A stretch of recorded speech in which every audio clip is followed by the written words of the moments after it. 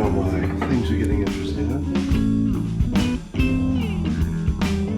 Everybody see the old tweet from May made by Nate Silver? His tweet in May was that essentially that if the odds of the Cubs winning the World Series were about the same as the odds of Donald Trump becoming president.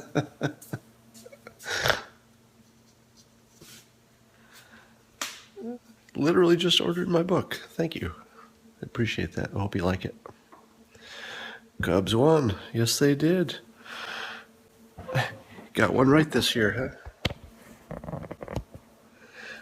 huh? So yeah, my blog post today was about the alternate realities. If you watch, I was flipping between the channels last night between Fox News and CNN. And it was literally hilarious. It was like two different realities. Over on Fox, Clinton is totally done. You know, the FBI is investigating the Wiener emails, and there's definitely going to be something on there, it feels like. And then separately, Fox News also learned that there's a major investigation going on for the Clinton Foundation. And to me, it doesn't seem like there's any chance at all that they can get away with what's going on over there as soon as people look at it. And then I switch over to CNN after seeing nonstop FBI Clinton over in Fox News. You go over to CNN, and what are they talking about? It's like, well, what about that voter suppression? And let's talk a little bit about Trump. And let's talk about the electoral map. And I swear to God, it was like Clinton didn't even exist as a candidate. And the only one who even mentioned her was Corey Lewandowski. I was watching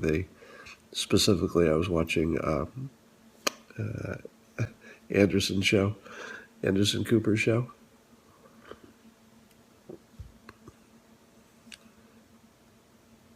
Ours is the best timeline. So it does seem like there are two realities.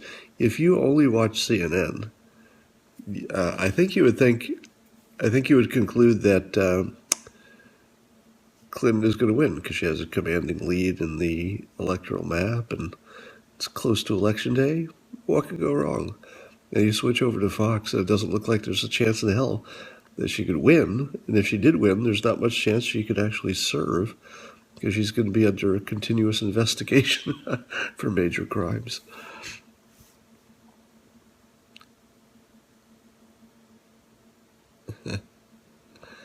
I'm a good man? Well, some days.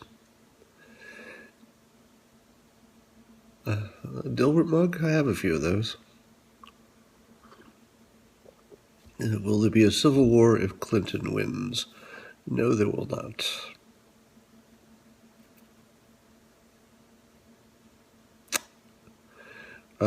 What's the point of CNN? You can't totally put your trust in the Rasmussen poll because that historically has been a little bit pro-Republican. Why did I run for president before? Well, I never did any paperwork to run for president. I think I just announced my presidency. I announced my candidacy on my blog, which, as it turns out, was enough to get it on Wikipedia. So if you look at my permanent record, running for president is part of my resume, which means I said it once on a blog post. Rasmussen got it wrong one time.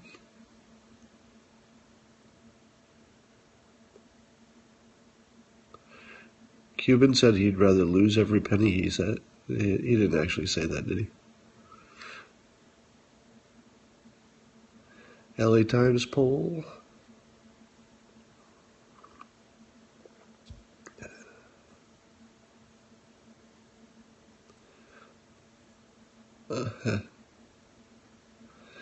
I don't predict any handcuffs before Tuesday. Will women turn out in record numbers? I'm feeling, I suppose they could, because of the Hillary thing. But I've got a feeling that men will turn out in record numbers too.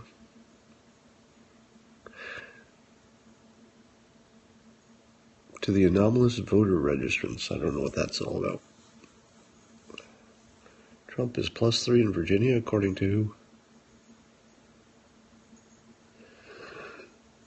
who? If Trump wins, do I expect speaking gigs to return? It's possible. It's possible if we just get past the tough season that we're in, where everybody's hyper partisan. It's possible that 6 months from now nobody will care about the election.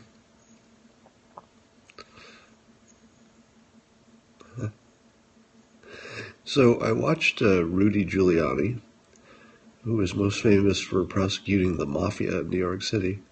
So he knows a thing or two about prosecuting. I heard him detail the allegations about the Clinton Foundation. And apparently the general way this works is that since it's hard to put an upside on the price of a speaker who is an ex-president or even ex-secretary of state.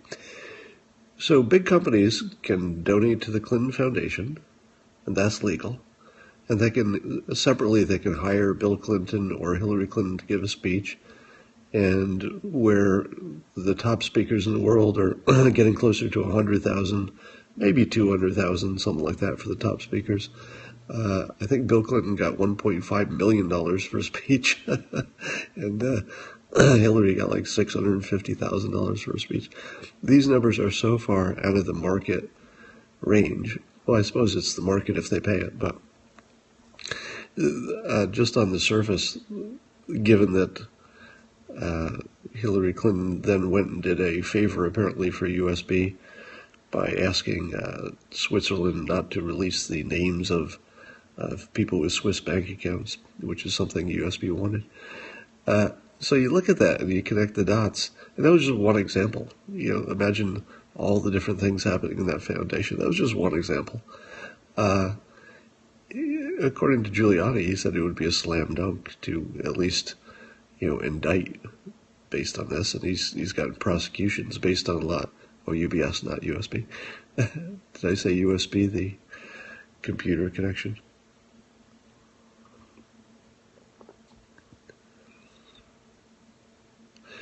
Would Hillary make women look bad as president? Probably. It looks that way.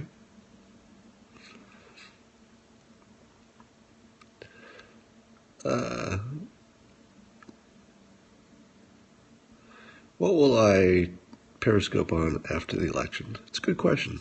Thinking about that. It might be more about the topics in my book. It might be more about persuasion. We'll see. The Rothschild document? No, I think that floats around every election. I'm not buying into the whole Rothschild conspiracy model. You'll watch me after the election? Thank you.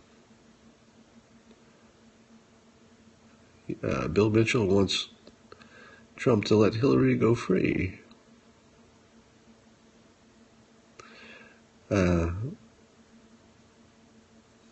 Thank you for reading my book. Udemy? I don't know what you mean. Oh, the online school. Lolita Express, I think you're never going to hear about that because I don't think it's real. I mean, it might be real, but I don't think there's any evidence of it.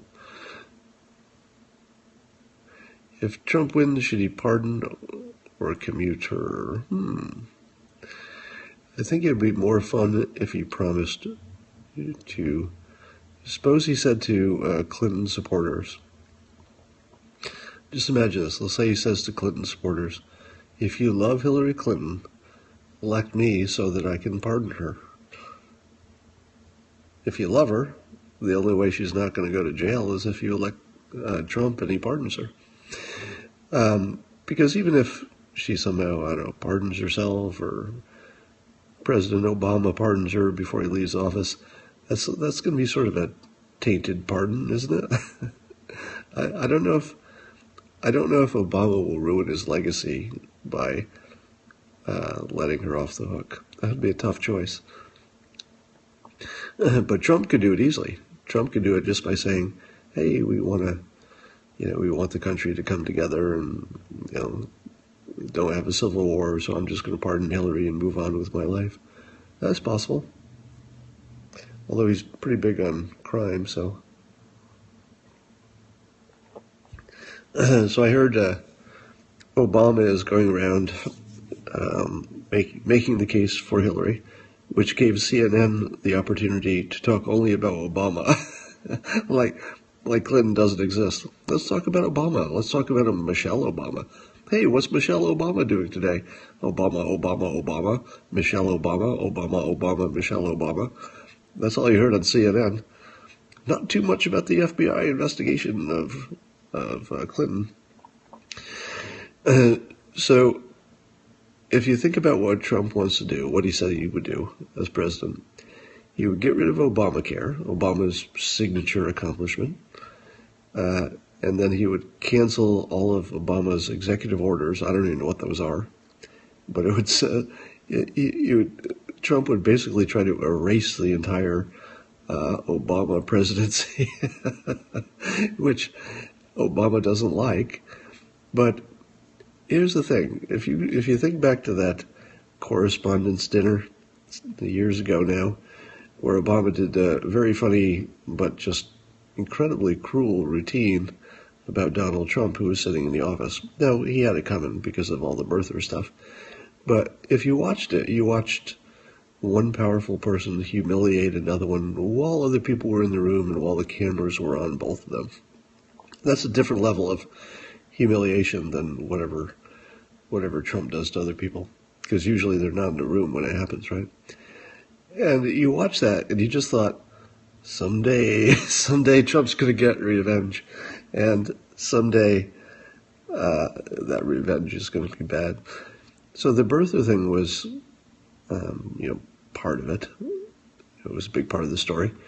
Then there was the correspondence dinner. That was the next part of the story. And after that, it was personal, right? Trump not only wanted to win to make America great again, he wanted to just erase the entire Obama presidency, and it looks like there's a good chance he'll do that. Obama on Bill Maher. That sounds a little desperate.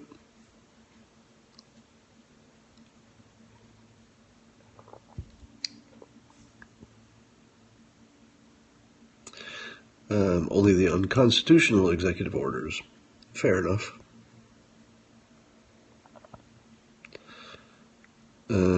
Accidental leak on Fox? I didn't see that.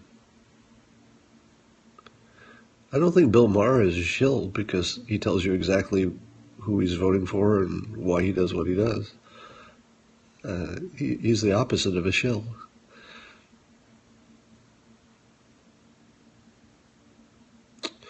Bill Maher is anti-Islamic. He's anti-religion, if you haven't noticed. He did a whole movie on that. Stop making me defend Bill Maher, and stop making it easy, because it's kind of easy to defend him in this context.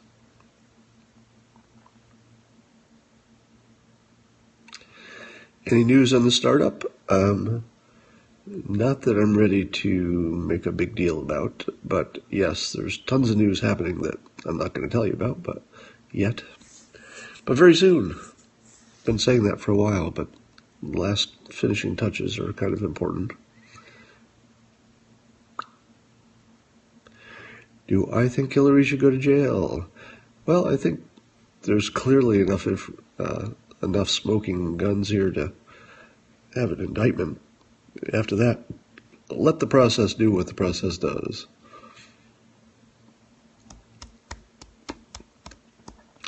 Yes, so the new startup. By the way, you can go see the app. The app is already out if you want to try my startups app. But the app will be part of a larger universe. So the app is called WhenHub. You can just go to either Apple or Android stores and search for it. It's the word when, as in when are when are you going to do something? Hub, yeah, WhenHub. Just search for that. It's free, yes, on Apple or on Android. And it works, you can work across platforms. And what it does is it just creates a little map when you're meeting people. So say half an hour or 10 minutes before you're meeting someone, you could just call up the app. And you can see each other on the map, so you know how close you are.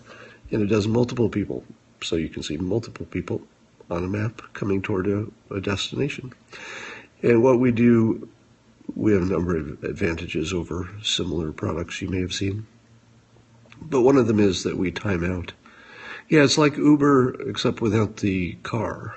So anybody can open up an app that looks like Uber, but does multiple people. So Uber is just you and the cab. What WhenHub does is you and anybody else. So it could be several people, it could be a bunch of people. But it's cool for a party. So you can see like the entire party people converging on a place.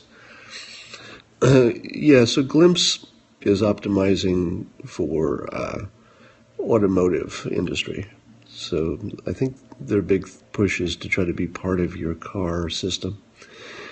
It looks like that from announcements. So we're competing with them, but our distinction will be a little more clear once the larger part of WhenHub is not online, but once the larger part is released, you'll see where we start to diverge from Glimpse. Thank you. So if you have the WhenHub app and another person does not have it, you can still use it. They could see you arriving on a map just on their device, but it wouldn't be as responsive if they don't have the app. But if you try to use it with someone who doesn't have it, it'll prompt them to download the app. So you only have to do that once, and then once you have it, it's real easy. So one of the things that the WhenHub app has is a recent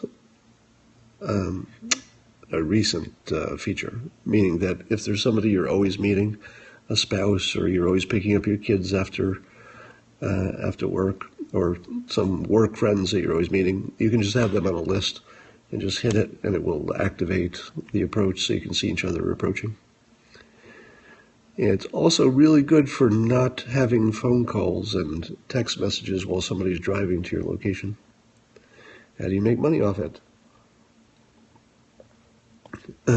So the money that we'll make off the app, there's several ways to do that. One is that it's going to serve as partly a marketing thing for our larger product, which we can monetize in a number of ways.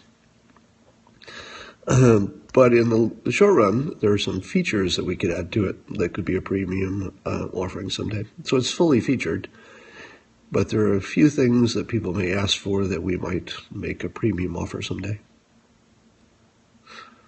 You can't spy on your spouse with it because we built it so it times out. So you set the time it will run up to 2 hours, but after 2 hours it just times out. So you can't track somebody longer than they want to be tracked. Helicopter parents, a lot of people already use this. So Apple has built into the system a tracking thing. So a lot of the parents around here already track their kids. That's a common thing. The Apple version is on all the time, so you can always check where your kid is, as long as they have an Apple phone. So we tried to avoid that by making sure that WhenHub only has to time out. So you don't have the option of just turning it on and leaving it on. You have to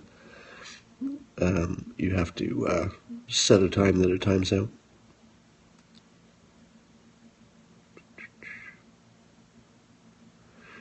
Creepy? No, it's not creepy because it's just the hour before you're going to meet them, and they have an option of turning it on or not turning it on.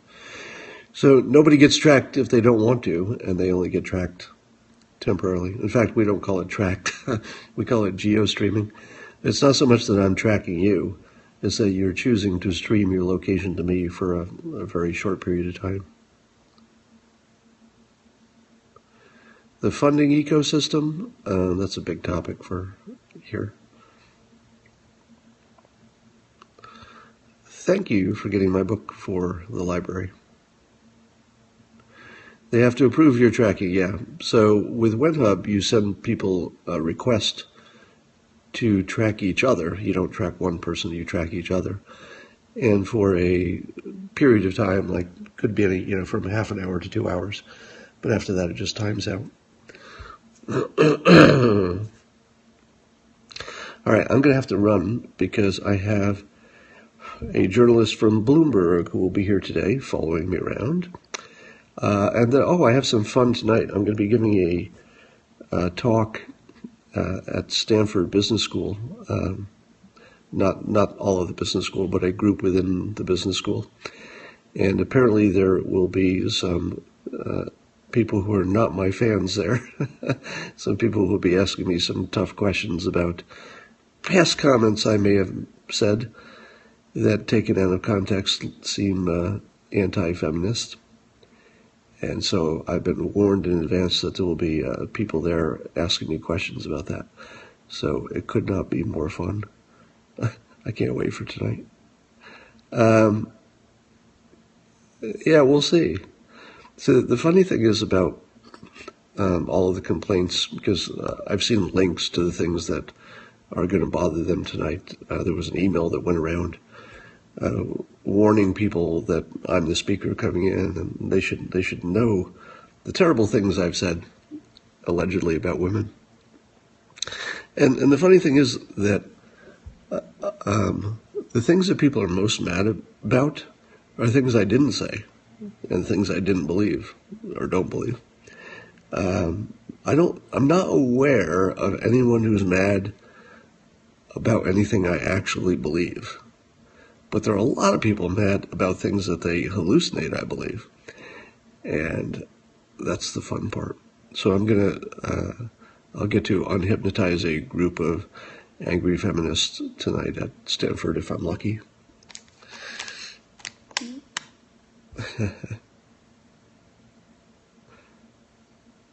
Why am I going to Stanford? Well, they asked.